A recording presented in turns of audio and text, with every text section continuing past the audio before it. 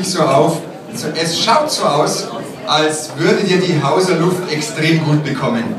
Meine sehr verehrten Gäste, liebe Skifans, die zweifache Medaillengewinnerin Maria Höflerich.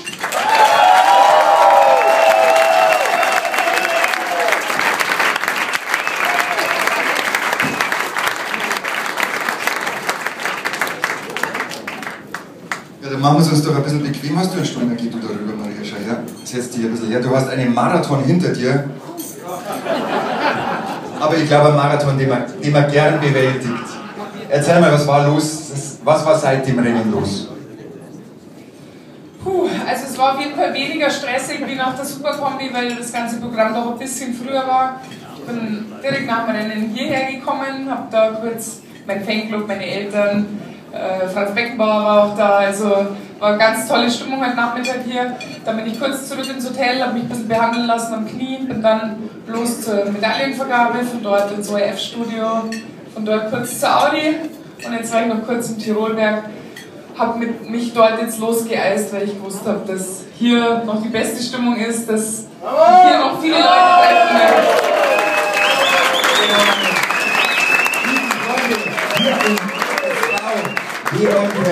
Wir mit unseren Freunden aus Haus, wo wir uns wirklich und ehrlich zu Hause fühlen. Ja, Maria, ihr habt hier trainiert, es war ja ein Speed-Wettbewerb, es war die Abfahrt, ihr wart noch vor der WM hier am Hang, habt trainiert. Hat das ein bisschen geholfen? Ja, auf jeden Fall. Also wir haben da, nachdem ich ja Moskau auslassen habe und ein paar Tage frei gemacht habe, um mich gesundheitlich noch mal ein bisschen zu schonen und auszukurieren, sind wir noch mal 2 Tage zum Super-G-Training hierher. Die anderen waren überhaupt durchgehend dann da. Für mich ist es ja nicht so weit heim nach Kitzbühel, deswegen habe ich mich fürs Wochenende nochmal ab nach Hause verabschiedet. Aber die 2 Tage Training hier waren wirklich Gold wert, im wahrsten Sinne des Wortes. Wir hatten tolle Bedingungen, obwohl es überall so warm war. Ich habe nur teilweise gelesen, die Österreicher wussten gar nicht, wo es hingehen sollen zum Training. Ich habe mir gedacht, hihi, wir sind im Haus, das ist sehr gut.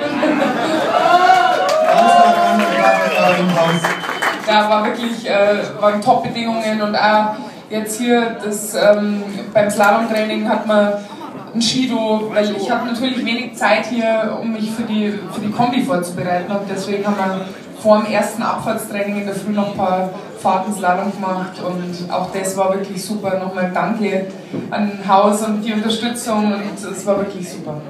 Und ich glaube, die Hauser sagen auch Dankeschön. Ich sehe schon wieder Geschenke vorbereitet. Der Bürgermeister.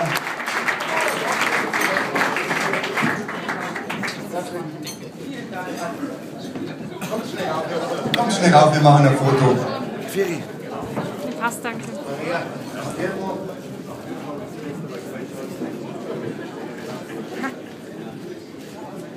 Ja, bitte.